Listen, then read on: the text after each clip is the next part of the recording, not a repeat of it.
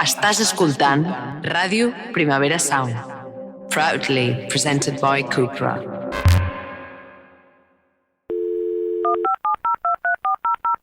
Girl Radio. فتاة الراديو. Rádio Menina. راديو غارو. Ràdio Noia. La setmana passada vaig tindre un mental breakdown. Venia de que fa molt temps que considero que no tinc cap idea, no em passa res pel cap, i això em va fer entrar en una espiral de mai més tornaré a pensar res, i ja està. Era un pou on hi havia un final d'idees i ja està, he tocat fons. No passa res perquè quan es toca pou, quan es toca rock bottom, no pots fer res més que pujar una mica. Llavors jo he dit, vale, pensa, algú t'ha interessat. Sí que m'ha interessat algú. No moltes, s'ha de dir.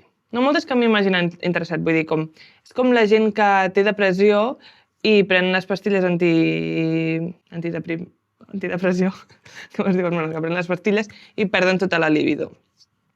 Llavors jo em sento una mica així, que he perdut tot l'interès. A poc estic aconseguint tornar a connectar amb l'interès, però no passaré de 0 a 100. Llavors, en aquest poc que m'ha interessat, què m'ha interessat? Evidentment, Lena Dunham. Però Lena Dunham no la ficaria en el sac celebrities. Lena Dunham per mi no és una qüestió d'interès, és una qüestió de religió, és una qüestió de culte, bàsicament.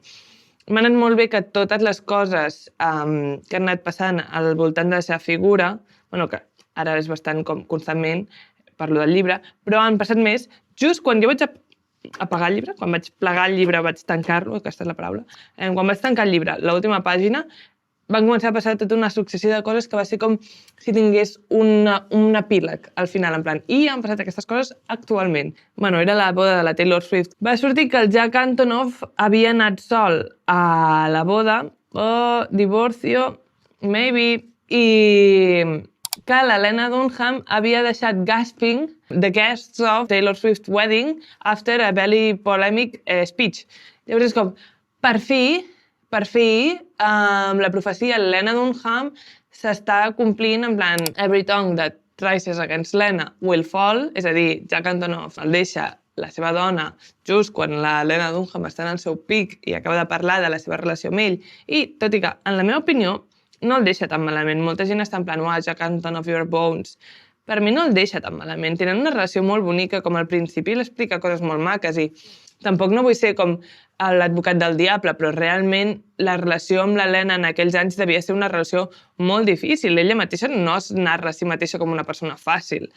Llavors, no cancel·lo el Jack Antonoff com a nòvio, però sí que me n'alegro i que li vagi malament i que es divorci just ara que va amb el llibre, perquè narrativament també queda xulo, no?, en la història del món. I el que va dir la Lena Dunham en la boda de la Taylor també és com tornem a tenir la nostra Helena, perquè ella sempre feia aquestes coses de deixar la gent com speechless per dir coses, una mica com el personatge de la Hannah, algo que podria fer la Hannah 100%. La conviden a la boda d'una macro celebrity, agafa el micro i diu el futbol americà és la manera més hetero de recrear porno gay.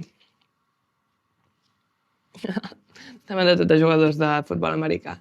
Exactly. Thank you per ser la Lena Dunham. Llavors, això és el que m'ha interessat. No podia fer un episodi que acabés aquí. Tot i que començo a pensar que potser sí que hauria de fer episodis que acaben aquí. 10 minuts, això és el que he pensat. Next, podria acabar-ho aquí, seria genial, però no ens donarem aquest privilegi ni a tu ni a mi. Llavors he hagut d'escarbar més en les profunditats del meu cervell, en plan, genuïnament, què és el que has estat pensant? Evidentment has estat pensant en la Lena Dunham, però en algo més for sure.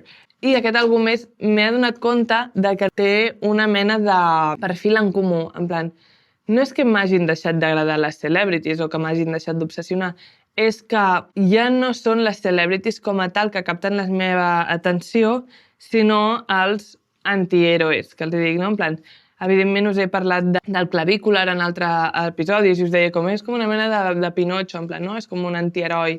Però no és l'únic que ha ocupat com espai en el meu cervell el clavícular, que és aquest Lux Maxer, no sé què, no sé quantes. És tota gent com molt específica d'internet que només existeix en el realme d'internet i que són, més que l'antiheroi, també són com personatges, ¿vale? És com, jo necessito viure la vida real com si fos una sèrie, com si fos Ben del Pla, com si fos Gossip Girl, com si fos Pretty Little Liars i visquéssim en el poble aquest de 2 metres quadrats. Llavors, en aquest poble hi ha d'haver personatges i llavors aquests personatges m'apareixen a mi a internet i jo necessito viure'ls com si la seva vida fos la meva sèrie personal. Per un motiu o per un altre, no és com que vulgui ser elles i els admiri, no és com que siguin totalment ragebait, és que creen en mi una fascinació, una narrativa, un arc, una que jo vulgui seguir què passarà en el següent episodi. I no estic dient que això sigui bo, estic explicant el que està consumint el meu cervell. Concretament, aquesta setmana, els personatges en què jo he seguit les seves trames han sigut el milionari aquell que no es volia morir, el Brian Johnson, la Caroline Calloway i la Wow Vicky.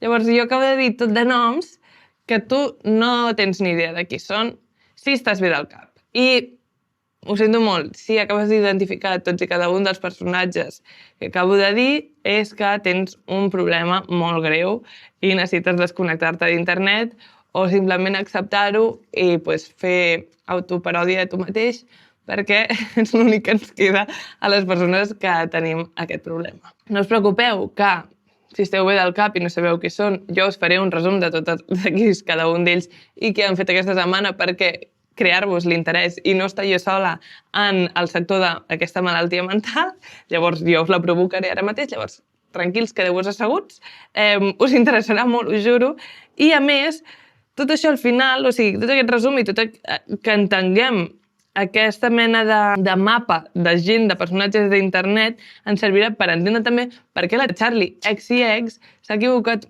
bastant aquesta setmana en dir que l'antimàrqueting estarà de moda. És com, baby, you haven't understand anything. Quan pensava que ets la persona pionera d'entendre que no estem a l'antimàrqueting, estem al turbomàrqueting. Jo pensava que ella era la pensadora del turbomàrqueting.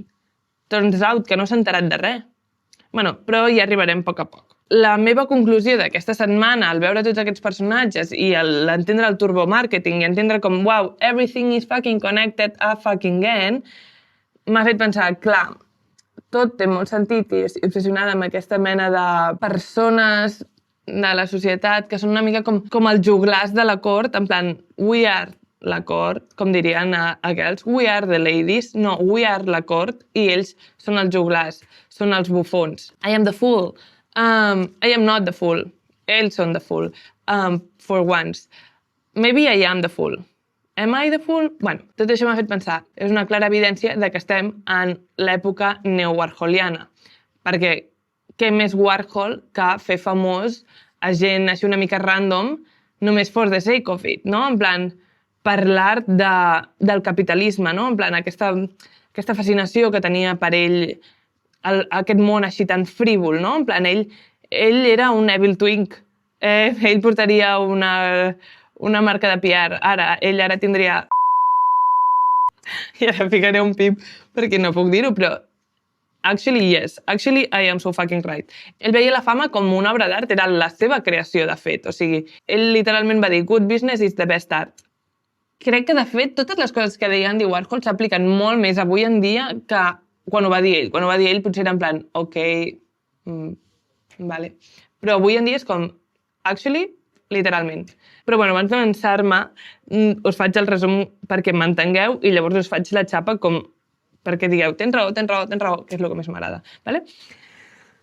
Personatges, mapa de personatges. Ara heu d'obrir l'esquema del cap i introduir personatges nous o estar en la conversa amb mi, anem a repassar en el mapa de personatges divertits de la cort aquesta setmana que han fet. Vale? Primer juglar. El juglar número 1 és el bilionari. I clar, és que un bilionari també pot ser un bufó, un fool, un juglar. Bueno, no és el juglar, perdó, però ells són més aviat el bufó, no venen a narrar la història a ningú, venen a entretenir-nos amb el seu propi ser. Vale? Llavors és el bufón de la corte. El Brian Johnson, per les que siguin real radionoiers, em vam parlar amb la Janira a un dels episodis meus preferits, que l'altre dia, com no vaig fer radionoia, vaig repassar una mica episodis antics i vaig recomanar alguns, però potser el meu top 3 episodis preferits és un doble que vam fer amb la Janira sobre, en plan, l'obsessió amb la salut i com la salut és el màxim capital que pots tenir. Els milionaris en són superconscients i vam parlar de la figura de Brian Johnson, que era aquest tio, que era bilionari i bueno, és això, com que va gastar com tot gran part dels seus diners en fer una mica com de biohacking, no? En plan, millorar la seva salut al màxim, en plan, l'obsessió amb l'optimització del cos i d'un mateix, no? I bueno, aquest era una mica el seu personatge, no? I era molt polèmic perquè s'injectava el plasma del seu fill adolescent i coses així.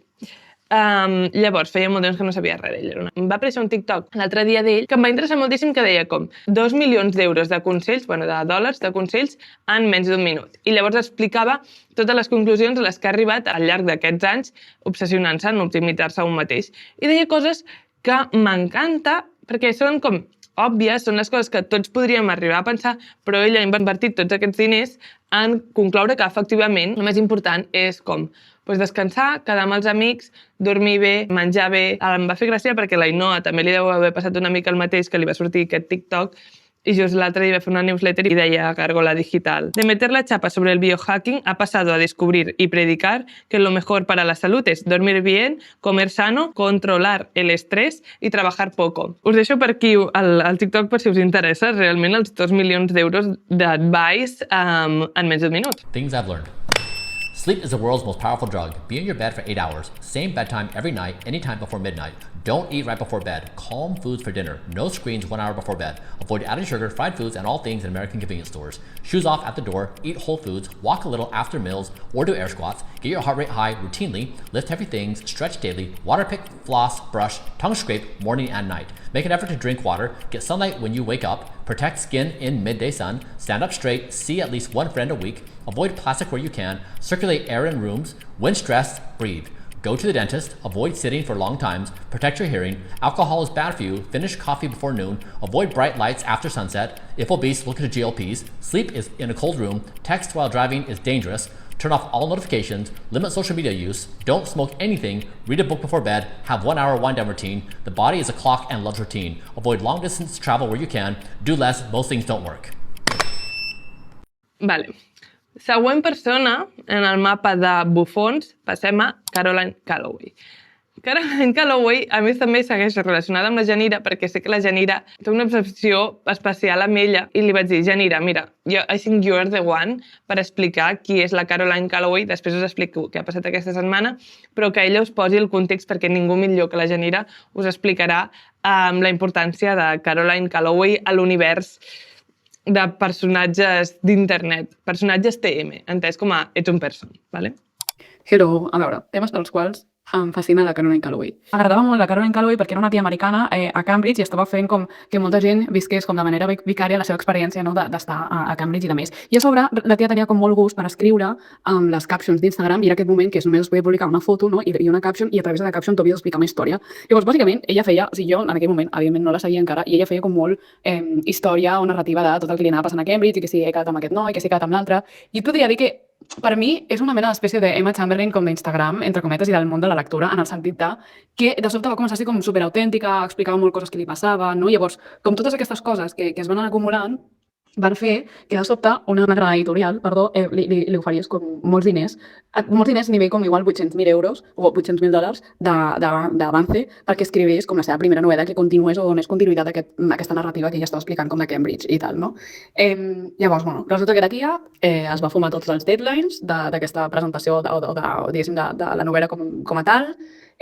La va liar parda perquè al final no va acabar escrivint res, no va acabar havent cap llibre, no? ni venent-los, tot i que jo ara mateix aquí davant tinc el seu llibre d'Escàmer de la Caroline Calloway, que confesso que només he llegit en diagonal, però bueno. Passa això, no? O sigui, hi ha com tot aquest tema de que ell firma aquest book deal, el book deal està allí però nunca passa, i de sobte la tia comença a fer-se igualment com segueix tota la seva vida d'internet personality, no? I com segueix parlant molt com de la creativitat, com de crear sense esperar com ser la millor, una mica com a l'aftermath de la Girlboss, no? O sigui, la Girlboss va ser el 2014, el 15, no? I era com que s'estava començant a baixar una mica el nivell del món Girlboss i s'estava com diversificant una mica més la figura de la dona, no? Com que ja no només havies de ser la puta ama empresària, sinó que podies fer moltes més coses i es comença a fer com workshops creatius, comença a vendre com part de les seves obres d'aquarel·les, comença a fer com tot de coses i en un d'aquests workshops o encuentros creativos que ella monta, que no recordo el nom que tenia, però venia a ser algo així com un encuentro creativo, la pia ven com, jo què sé, igual com 100 tickets o 120 tickets o no sé quants tickets, que cada ticket valia com $150 o alguna cosa així, no? I era com que tu pagues $150 i vas a fer una activitat amb ella de treure la teva creativitat en fora, no? O alguna cosa així. Aquest evento que ella havia muntat va anar fatal. És clar, se la va titllar com d'escàmer, en plan, he pagat $150 per això i no està passant aquest evento, no? Llavors, quan tot això està passant, i agafa Decat i li paga, crec que li va pagar com 6.000 pavos a la seva exmillor amiga Natalie perquè fes un essay exposing Caroline Calloway. Però una qüestió és que la Natalie va dir que ella realment era l'estrella darrere dels posts de la Caroline Calloway, que la Caroline Calloway havia estat drogada tota la seva època com d'universitat, que s'havia aprofitat d'ella for likes i créixer en popularitat com ho va fer Instagram, no? A través d'aquestes captions i demés. Llavors, clar, això va ser un super deal i va ser un tema que es va estar comentant a internet, o sigui, per mi és un dels moments claus d'internet. La qüestió és que quan la Natalie publica aquest essay i tothom es queda com, hòstia, que llavors la Caroline Calloway no era ella la que escrivia els posts des de Cambridge, llavors com que és un fraude, ara sí que és un scammer de veritat, no sé què, tal. La Caroline Calloway està com durant un temps com esperant com a respondre una mica, no? I era una tia que publicava saco de stories i molt, o sigui, estava molt activa a Instagram i molt a través de stories i a més. Comença ella a explicar la seva veritat i comença a dir que no és veritat, que ella, com que és veritat que alguns posts o alguns, o sigui, algunes captions d'Instagram li havia escrit la Natalie, però que a partir de X moment ja ho havia escrit tot ella, que ella era com qui volia controlar la narrativa, no sé què i tal. Llavors es va posar com a crear aquest llibre d'Scammer, que jo tinc ara entre les mans, no? Per com ser la resposta, entre cometes, a aquest article dedicat de la Natalie. Clar, aquest llibre d'Scammer, vull dir, se'l va autopublicar ella. Tinguem en compte que venia d'un book deal de quasi 800.000 pavos, Jo tinc la número 3.803 i bàsicament li dedica a la Lina Dunham, bastant gràcies al tema, i bàsicament com que tot això explica com parla de la seva experiència amb això de la Natalie i després també li van passant com tot de coses que ella, com entre cometes, teatralitza a través de les seves xarxes socials i explica i clar, cada vegada que publica certes coses és com que ho fa d'una manera com una mica com exagerada, en el sentit que, per exemple, això és molt fort, però vull dir, el seu pare resulta que es va morir i fa una petita reflexió al llibre sobre això de que tot el tema de la salut mental als Estats Units i com de precàries i que hi ha moltes coses com un país subdesenvolupat, no? Però el seu pare es mor per suïcidi i ella com que ho publica pensant com una mena de thirst trap, saps? O sigui, com que va ser com un moment com molt raro. Després se'n van a viure a Miami, la tia es va fer OnlyFans, però era com una theory, no sé què i tal, i com que ja, diguéssim que el personatge es va anar diluint una mica, va estar com molts mesos sense Instagram, ara ha tornat, però torna de manera com intermitent. I és com que ara arriba un moment com que és un personatge com d'internet, no? En certa manera, com molt... És algú que ha agafat com certa iconicitat per totes aquestes coses. Moltes gràcies, Janira. Jo crec que us ha transmès exactament totes les coses importants de Caroline Calloway. Crec que ho he entès perfectament qui és aquesta persona i perquè entra dins del realme de personatge i de la meva addicció als personatges. Personatge addict.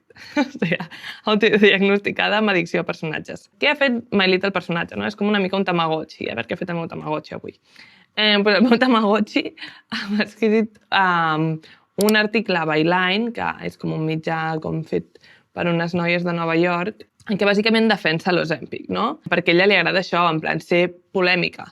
Tampoc acaba de ser ben bé edgelord, perquè no és com les de Red Scare, que és com anem a dir que coses super de dretes, però com que són guapes i joves i primes, ho disfressem com de superesquerres. Bueno, ja vaig parlar d'elles com en això, com de birrastetes i pistoles, no? Aquesta idea de, wow, we're so crazy, anem a fer la cosa més rebel, que és ser de dretes. No és ben bé això. Ella simplement és, anem a dir coses polèmiques i que la gent parli de mi i es fiqui les mans al cap, però en un altre flow. Com, per exemple, dir que l'Ozempic és el millor que t'ha passat, no sé què. O sigui, no el necessitava. De fet, es va explicar que es posa unes peses als turmells per pesar més, anar amb la infermera i que la infermera li digui ai, sí, peses més, necessites Ozempic. Ozempic? Wow. he catalanitzat. I bàsicament ella diu com, és que sóc addicta, ella diu que la seva addicció personal és sóc addicta a dir coses que ningú ha dit mai, no? En plan, a dir frases que mai s'han pronunciat i a dir la cosa més com tabú, no? En plan, no s'ha dit mai perquè és tabú o perquè la gent no s'atreveix a dir-ho, en canvi jo sóc la més rebelde i vinc a dir les coses que no s'atreveix a dir la gent. Però el que diuen en aquest cas és que li agrada l'Ozempic perquè s'ha adonat que a les noies primes les tracten millor. I és com... No sé si aquesta és la part que se suposa que no ha dit mai ningú, vull dir, com això és el que és obvi, això és el que la gent tot el rato està dient i això és el que és com, uau, ho hauríem de canviar perquè realment el món se'n va a la merda. Sí, aquest és el motiu pel qual la gent està tan obsessionada amb el pes com, yes, it is true, maybe let's change that. Però crec que no és la primera en dir-ho, en plan.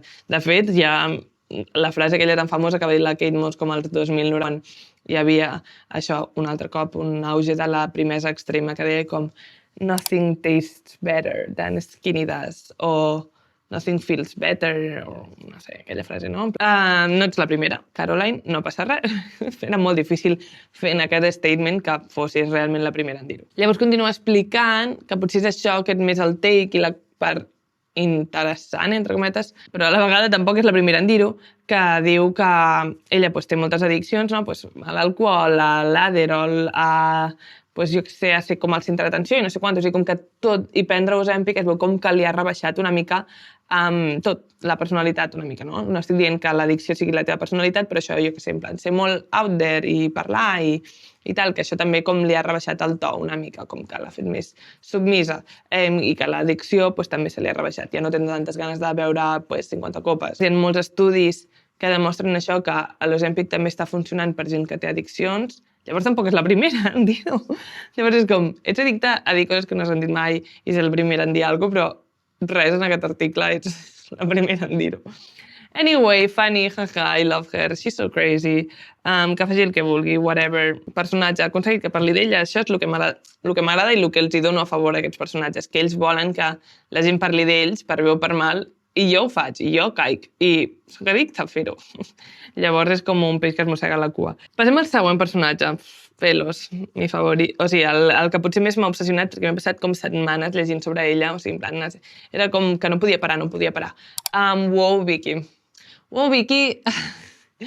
És que tots aquests personatges com van entrant i sortint, no? És com una obra de teatre, potser tenen una escena molt llarga a l'acte 3, però fins a l'acte 8 no tornen a sortir. Llavors, com Wow Vicky ha sortit en actes anteriors a la meva vida, però feia molt temps que no sortia a l'escenari, com Caroline Calloway també, de fet. No sé com fer-vos un resum de qui és la Wow Vicky, però bàsicament va fer famosa per l'època Vine, o sigui, 2016-2017, perquè era una tia blanca que parlava amb accent afroamericà i com que aquella època estava com de moda també el 23andMe, no sé si us recordeu com si veu viure l'època youtuber, però molts youtubers tenien un partnership amb una empresa que es deia 23andMe i bàsicament era allò de que es copies o ficaves alguna del teu ADN i et deien d'on venien els teus avantpassats. En plan, això als americans els hi funciona molt, no? Perquè molts cops venen de molts llocs diferents per ser un país tan nou.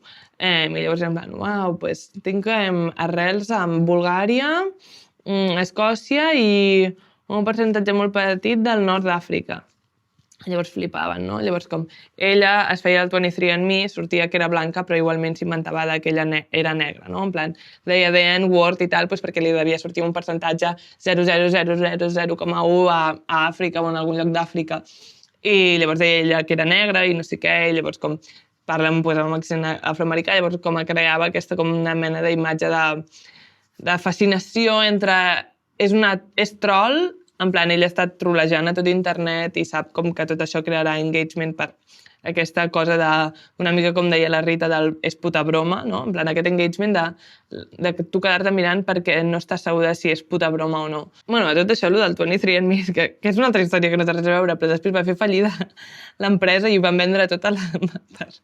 Crec que això sí que és una mica conspiranoic, però crec que és real. Van vendre totes les dades de tot l'ADN i de moltíssimes dades a una empresa com Google o alguna cosa així, saps? I ara tota la informació superespecífica a nivell fins l'ADN de molta part de la població dels Estats Units i de gent, no sé si aquí també es feia, està en mans d'una gran empresa. Bueno, total. És addictiva, la WoWWiki, ¿vale? O sigui, és famosa no només com en un nínxol, en plan... Aquest capítol, si li arriba aquella tia de Substack que estava en plan no entenc res del que diu la Marvel Verdú, és gilipolles, perquè tot el que diu jo no ho entenc i no estic en el seu cantó d'internet. En aquest jo crec que entrarà en combustió espontània, perquè sé que és d'un sector d'internet. A la vegada no passa res. O sigui, aquesta noia no sé per què estava tan preocupada en que les dues tinguessin els mateixos interessos. En plan, no m'hi he demanat. Jo no he demanat a ningú que tingui els mateixos interessos que jo. Però és igual, no té res a veure. Total, que aquest... Jo dic, com siguis aquesta... O sigui, no cal que sàpigues tu, persona de Substack o qui sigui que està llegint això, ni cal que et suïcidis per no saber qui són les persones que jo segueixo a internet, però WoWWiki és com aquests personatges d'internet que es fan famosos, així com la reina del brillo allà, aquí, doncs allà tenen la WoWWiki, ¿vale? I és com tipus, en la cançó d'Earthquake del Tyler, the Creator, el Playboy Carti cita la WoWWiki, no? Diu el seu nom, perquè és com prou conegut compartir-la en una cançó nivell de mainstream de Tyler, the Creator, en plan, diu and she wicked, like WoWWiki, no? I això, bueno, ara si entres al seu Twitter és una mica com la seva forma d'expressar-se més. Ara, actualment, el seu Twitter s'ha fet com supercristiana. Llavors, també hi ha molts memes de que ella parla en un munt de tuits en plan sobre la flesh, no? La carn, en plan I'm battling with my flesh, your flesh will kill you, your flesh no sé què. Llavors hi ha com memes sobre això. Crec que aquest TikTok és el que més us farà comprendre una mica com és ella, en què crec que és a TMZ, que fa que tot sigui més graciós. Li fan llegir tuits seus versus frases de Shakespeare i ella ha d'endevinar si és seu o de Shakespeare. I am not what I am. That's probably me. That is Shakespeare. Oh, okay. I see the correlation for real. Love is out of order because so and has become common. That's not me, Shakespeare. That is you. What? Oh, I was rushing with that tweet. I was typing it really fast. I have of late, but wherefore I know not, lost all my mirth. Shakespeare. What is mirth? What shall I render? That's me, that's me. That is correct, yeah. I don't want more love, I feel it's poison. That might have been me quoting the lyric. That is you. That's a really old one. I think that was a song. I am sick when I do look at you. That's not me. Shakespeare. People only rain on your parade because they're jealous of your son and try to take... That's Shakespeare. It's actually Kim Kardashian. Kim Kardashian? All right. Your flesh will embarrass you. That's me. To be once in doubt is to be resolved. That's not me. That's Shakespeare. No sé si... No és rage bait, és com addicció, ella. De sobte, a ratos et fa pensar, potser és gènia. I am the fool. I am the fool, she's the king. En plan, potser soc jo la que estic entretenint-la, ella entretenint-me. Saps? O sigui, una mica com es deien aquelles pel·lis del Christopher Nolan, com Shutter Island. ¿Soy el loco? ¿O soy el detective? És una mica... Quina de les dues és la gilipolles? O les dues? O cap? Què? En fi, vale, llavors, per què aquest personatge ha entrat en l'acte d'aquesta setmana? Acto 8, setmana del julio. Perquè, flyer, WoWWiki fa un recital de poesia a Nova York. Com? Allà estaria. Vinga, us poso el tuit per aquí, perquè veieu que realment potser ella és la gènia. I nosaltres som els bojos. Qui és qui?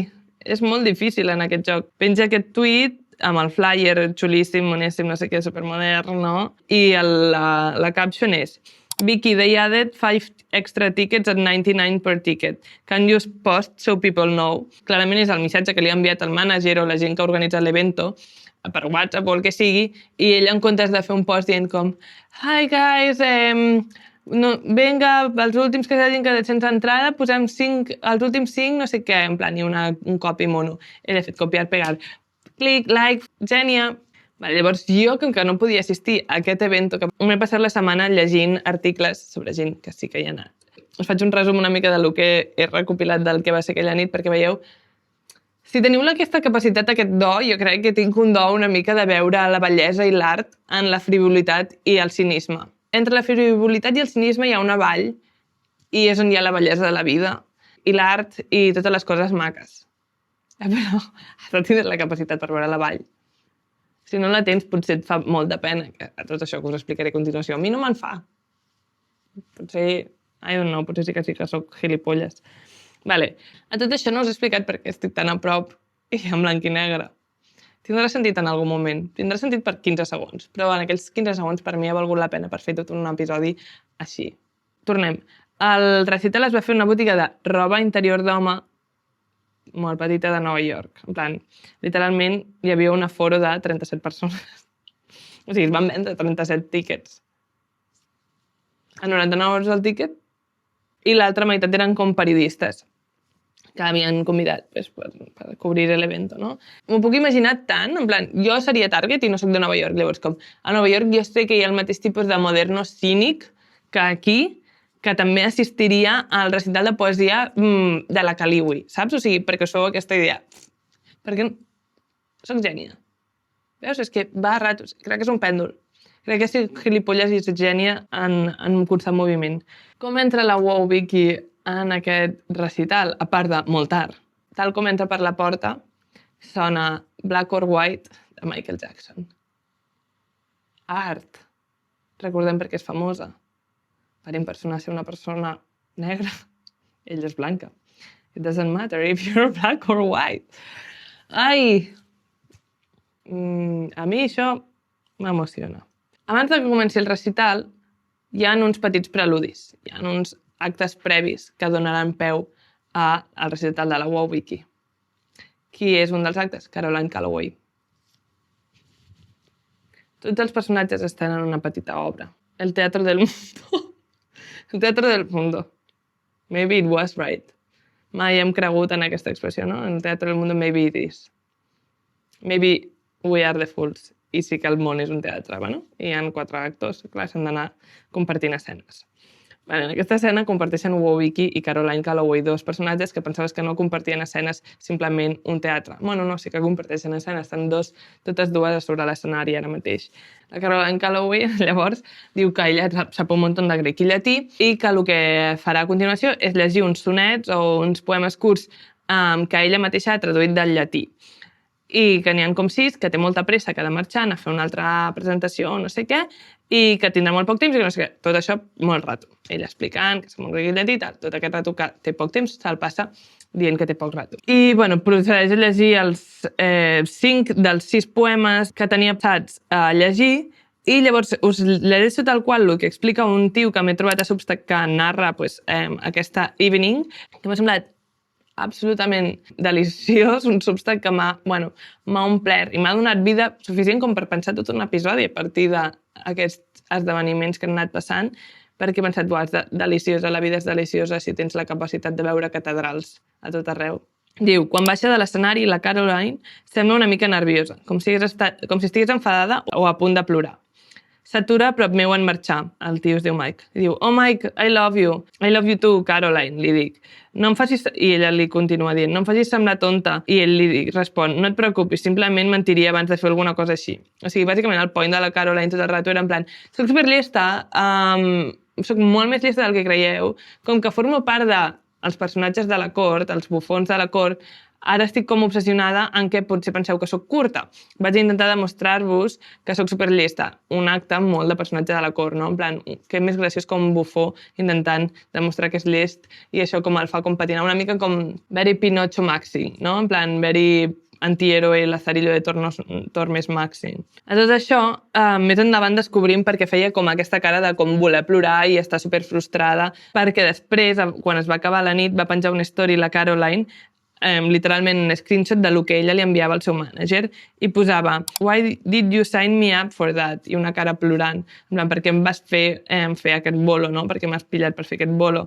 Està sobre l'escenari amb una tia d'internet que té el doble de seguidors i que està completament desinteressada amb el que jo estava dient mentre estava fent scroll al seu mòbil. A més, el meu pitjor malson. Mitchell, per què m'has fet això? En plan, cerdo, hijo de puta. Clar, perquè la gent estava allà per la Wow Vicky, no? Llavors, si tu tens la Wow Vicky al costat fent scroll, sudant de tu olímpicament i la gent està esperant que surti i tu allà recitant no sé quins sonetos en llatí que has traduït tu mateixa, doncs deu ser una mica humiliating la gent allà mirant a la Wow Vicky i tu allà en plan... Estava pensant, realment, si això es fes aquí i el recital de poesia el pogués fer la Caliwi, en plan amb aquestes coses que penja a Instagram, en plan en comptes de fer accent afroamericà, doncs fes això que fa ella de barrejar com una mica com una frase sencera en anglès i després com parlar no sé què, i després com que a vegades costa desxifrar una mica el que diu. L'hauria de presentar la Leti Sala, que també és com la nostra autora, a vegades una mica controvertida, no? També ha tingut com alguna polèmica. Soc la creadora d'un gran evento, una mica frívol i cínic de Barcelona. Seria molt bona en aquesta feina, actually. Llavors ja surt la Wow Vicky i fa el seu recital de poesia, que bàsicament és llegir els seus tuits. Us llegeixo així una mica un resum de Byline, que és, sí, tot està relacionat un altre cop. La revista aquesta on la Caroline Calloway fa l'article de l'Ozempic, doncs també tenien un article ells mateixos fent una review del que va ser aquest recital. I diu: la major part de la seva poesia de la Wow Vicky revela una noia problemàtica que anhela una família, amor i que la gent la vegi tal com és.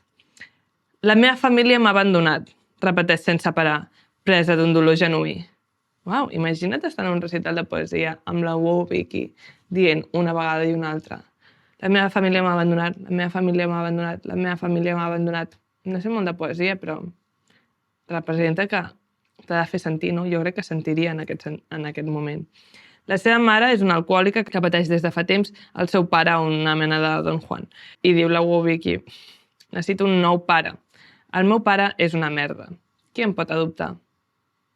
Anomena el seu pare senyor Wow. Wow Vicky. I es refereix a la seva família com la dinastia Wow. És gènia! És gènia! O tinc cucs al cervell. No ho sé. Després citen alguns poemes que em semblen també molt bons, bueno, a part d'aquests de la família, que són com emocionants. I el meu preferit és el seu poema de llista de coses per fer la setmana. O sigui, el poema es titula literalment coses per fer aquesta setmana. És el seu to-do list de la setmana. I tal com promet el títol, és una llista de coses que ha de fer aquesta setmana. Però en aquesta llista de coses és quan tu pots veure la veritable Wow Vicky. Tu pots veure la veritable essència d'una persona, no? En plan, sembla algo com trivial i no sé què, però on trasllueix una essència com molt pura. Odio buscar profunditat a les coses que no entenen, però això no és buscar profunditat en algo que no entén, això és un poema. Ja té profunditat. Bueno. I diu: la llista inclou ungles, peus, bronzejat, cabells, tattoo removal, o sigui, una sessió de treure tatuatges, sessió de fotos a casa Michael, comprar menjar al súper, aprendre a cuinar, regalar roba a les persones sense llar, comprar un sostenidor més gran Skims, resar perquè el meu acné desaparegui. Mira, he tirat l'aigua de l'emoció. Enteneu? Regalar roba a les persones sense llar, comprar un sostenidor més gran Skims, resar perquè el meu acné desaparegui. Espero que els aliens trobin aquests tipus de poemes per entendre la humanitat. Sí, soc cínica, però això em permet veure l'essència de la humanitat i acceptar-la tal com és. I en aquesta acceptació buscar la bellesa. Ja està, jo us he fet un resum de tot el que han fet els meus personatges preferits. Cierra el telón y salgo yo y se acaba l'episodi. No, però tot això jo pensava que ja estava aquí. Ja està, què tal, com esteu? Sou frívols, sou cínics o sou frívols i cínics i sabeu apreciar? No, hi ha una capa més. Hi ha una capa més, un plot twist, hi ha un extra. I això ha fet que doni molta més profunditat a tot. I és que la majoria d'aquests personatges que a mi em desperten aquest interès tenen un mateix PR, tenen una mateixa persona darrere. Un tio que es diu Mitchell Jackson. I que bàsicament és un gay malvat, en el sentit que sap veure i jugar amb tots aquests sentiments que sentim a internet i pensar en aquests eventos, no? En plan, què pot ser el que la gent menys esperi? Que la Wow Vicky faci un recital de poesia a Nova York.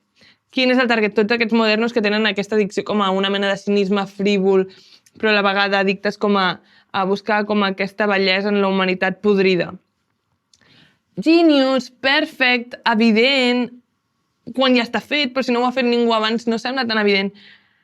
Uau, has de ser molt geni. Vale? Doncs hi ha una persona que és gènia en la maldat. I a la vegada a mi em fa qüestionar-me, és tan maldat? Però és que el pitjor de tot és que no només porta la Wow Vicky i la Caroline Calloway, que ara entenc perquè estaven en el mateix lloc, sinó també porta el Clavícular, també porta un tio que té un podcast que es diu Adam Freiline, no sé què, que hi va anar al clavícular i semblava en plan, wow, crazy, com és que aquests dos han acabat parlant i que el clavícular ha acabat acceptant? Bueno, perquè hi ha el mateix tio darrere. Han dit collab, BCC Communications o alguna cosa així es diu. El tio aquest de Substack que tant m'ha agradat, que ja el deixaré per aquí, ho diu ell mateix quan s'acaba el recital, no? Els membres de la premsa semblen estar encantats en general amb la frivolitat de la vetllada.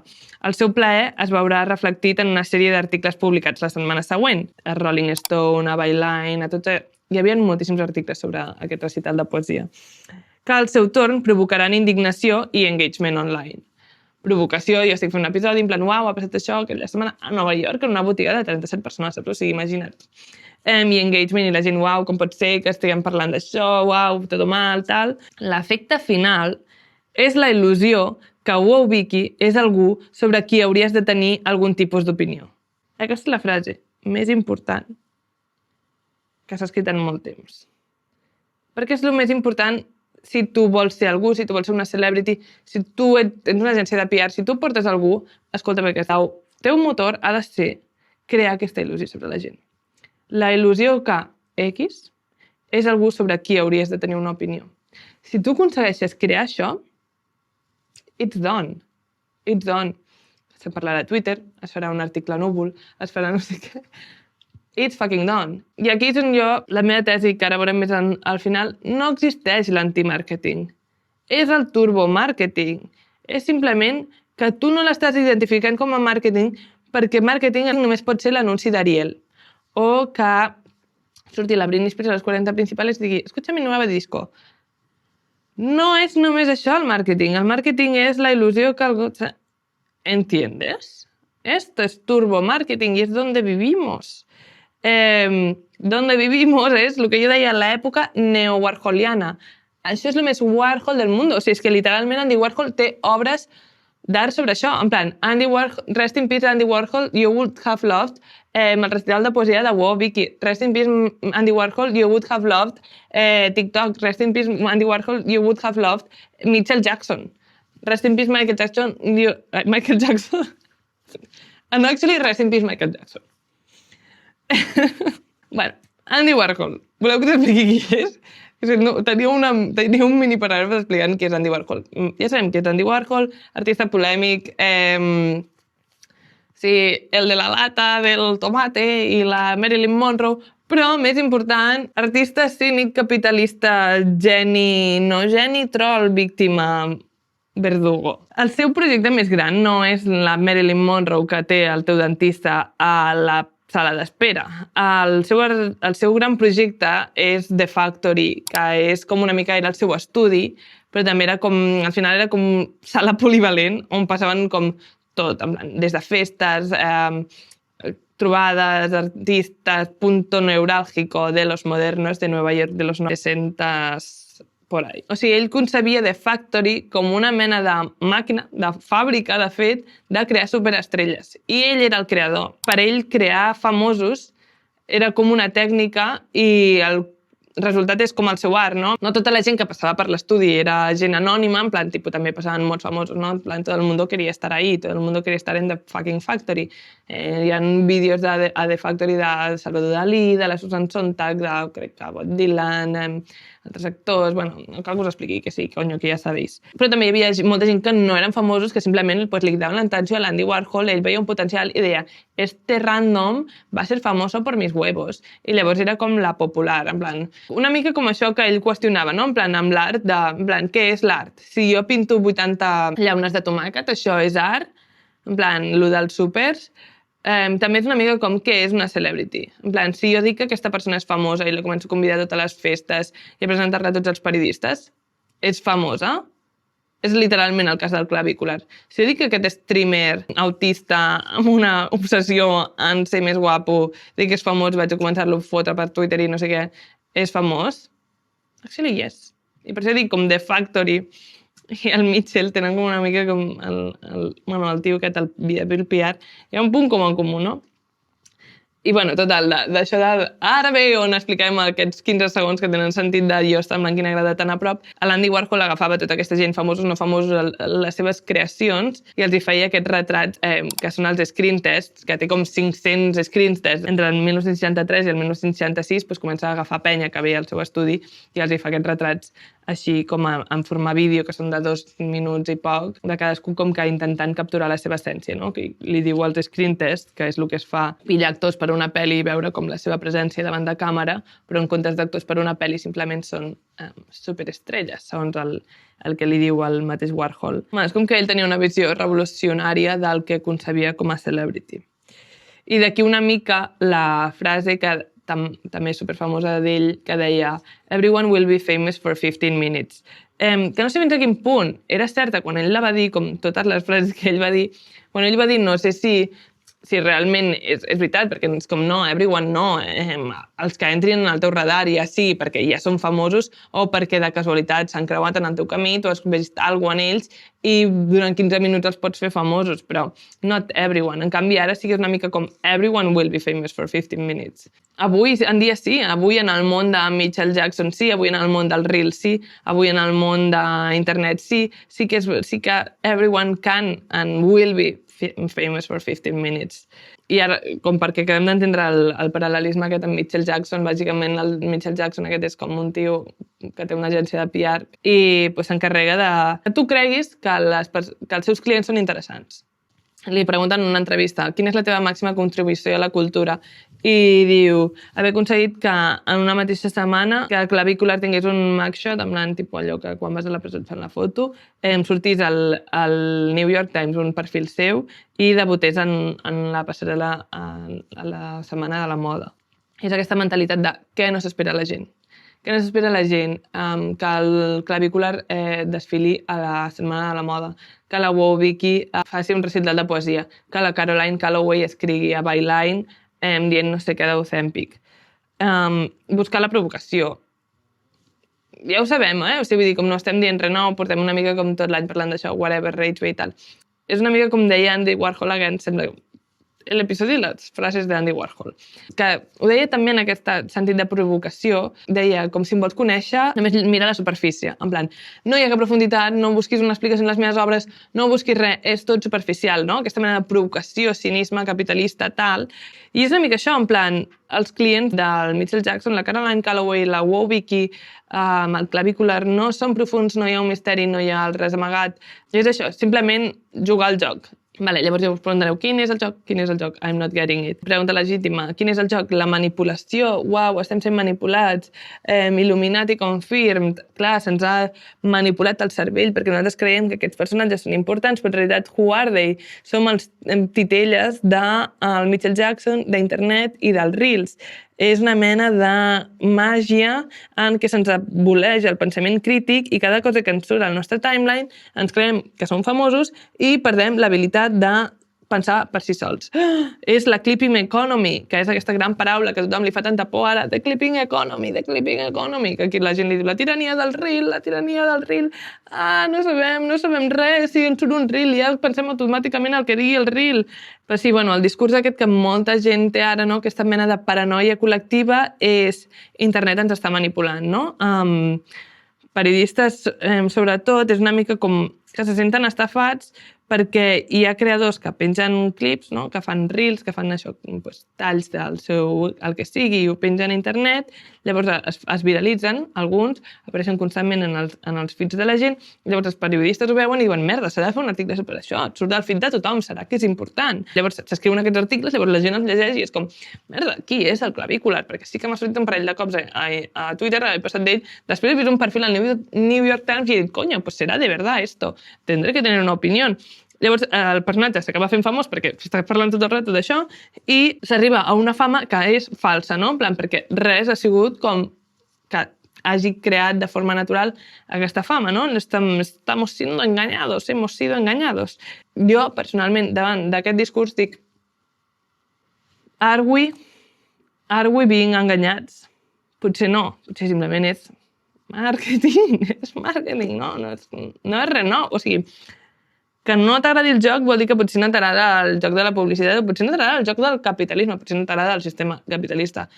Fair enough, però actua com si això fos algo nou, com una mena de Black Mirror estrany, com, uau, inesperat. És com, no, el màrqueting sempre ha existit, però clar, en plan, potser abans era com consistia en posar anuncis a la carretera i ara també al tenir internet hi haurà anuncis i altres formes de fer anuncis a internet. Crec que estem confonent el concepte de màrqueting i manipulació. Suposo que el màrqueting et manipula perquè vulguis comprar alguna cosa, el màrqueting però no és algo nou que ens hem de posar les mans al cap ara, en plan, Dios, hem perdut l'esperit crític. No és una eina malvada, profunda, que no entendrem mai el seu funcionament. És màrqueting. És com, vale, hem passat dels anuncis, als cartells, al no sé on, a les entrevistes pactades al Buenafuente i al Jimmy Kimmel, notes de premsa i no sé què, a pues, clips, reels, TikToks, tal. Vull dir, com que s'ha afegit aquests factors, no? a dintre la possibilitat de formes d'anunciar-se un mateix. És com que, malauradament, Andy Warhol tenia raó. No és tan profund, no és tan profund. De fet, és interessant perquè el Mitchell Jackson en una entrevista explica que ell, per exemple, no utilitza, amb els clients que té, no utilitza notes de premsa, no redacta una nota de premsa. El que fa és les seves noves notes de premsa són clips virals. Llavors, el que fa ell és enviar alguns clips virals a Daily Mail i altres mitjans com que estan en la línia del que és el seu target i el que ell vol influenciar. O, per exemple, si és un recital de poesia que pela això, en plan a modernos que van passats de voltes i que ells entenen tot i que la donen 400 voltes a tot i com que l'art està en totes partes, doncs enviarà a la tia de Byline, enviarà a la Mackenzie, enviarà a aquest tio que té aquest substack tan específic, tan divertit, i enviarà no sé què. Vull dir, com ell sap el target de cada cosa. I ja està, és la nova nota de premsa. No, és literalment, o sigui, ara estem parlant d'aquests personatges específics, però penseu, és el cas de Guis, no? Que tothom es va posar molt les mans al cap quan, no sé com es deia aquella agència, quan algú va descobrir que part de la seva fama va sorgir d'una agència de publicitat que va intentar fer com molts clips virals i molts TikToks per veure si els seus clients aconseguien ser més famosos, el que sigui. Va resultar que sí. Una mica això de que la gent s'indigni tant en plan, què? M'ha sortit un TikTok? Això ja vol dir que no és real. O sigui, jo vull que la gent recordi que segueix tenint esperit crític. Vull dir, com, si et surt un TikTok que d'algú que no t'interessa, no cliques. O potser t'interessa d'una forma que et fa ràbia, com això de jo engaging amb aquests personatges bufons de la cort que jo dic, no? En plan, potser em fa una mica de ràbia donar-los atenció a coses que sí que objectivament no tenen el major compàs moral, no? Però tenen alguna que m'enganxa a mi. Però si algú és una putíssima merda, en plan, fes música d'absoluta merda, no hauries tu quedat mirant. El cop que t'hagués aparegut per internet, el motiu pel qual sí que els vas descobrir, no t'hauries quedat mirant. Tens esperit crític. Si t'has quedat escoltant, és perquè hi havia alguna que t'interessava prou. Però ja està, en plan, què més dona que hagin set famosos perquè han fet clips de TikTok o que hagin set famosos perquè van enviar el seu single 40 vegades a los 40 principales i no paraven de posar-ho al Bershka. Da igual, o sigui, és publicitat, clar que la gent necessita publicitat, que les coses la puresa de l'art no existeix. Què és la puresa? O sigui, com s'haurien d'haver fet famosos com el Ed Sheeran, que tocava al carrer i ja està. Només l'única música pura és l'Ed Sheeran, perquè es va fer famós perquè tocava la guitarra al carrer. Llavors, no sé, noies, ja està. M'he cansat de parlar. Charli XCX, per un cop s'ha equivocat, no existeix. L'antimàrqueting no es posarà de moda. Es posaran de moda noves formes de màrqueting, que són turbomàrqueting, en què tu no t'adones que el que estàs rebent és algú que ho ha pensat una estratègia. Les formes d'estratègies més pensades i més evidents deixaran de ser les que s'utilitzen, però evidentment, perquè quan deixi de funcionar es pensaran noves i aquestes noves seran menys evidents, no? Perquè ja no estaran tan vistes. Bueno, però, baby, that's marketing. Si vols dir-li el màrqueting de l'antimàrqueting, ok, però no és antimàrqueting. Que totes ara tinguin un Finsta i no sé què, i et facin sentir més a prop i no sé què, that's marketing. Fer-te sentir part de no sé què, that's marketing. Quan és un producte i s'està venent de la forma que sigui, encara que sigui d'una forma insospitada i que sembli contraproduent, that's marketing. En fi, igual, però què soy jo aquí, en plan, la professora de la UB de publicitat, o sigui, com, no sé, a vegades no sé per què parlo, no sé què us estic explicant ja. Ja està, s'ha acabat. Us ha agradat que sigui tan a prop tot l'episodi només per dir durant 15 segons els screentests de Warhol? A mi crec que no, perquè segurament surto molt lleig a tot l'episodi. Li salió mal la jugada. Estàs escoltant Ràdio Primavera Sound. Proudly presented by Cupra.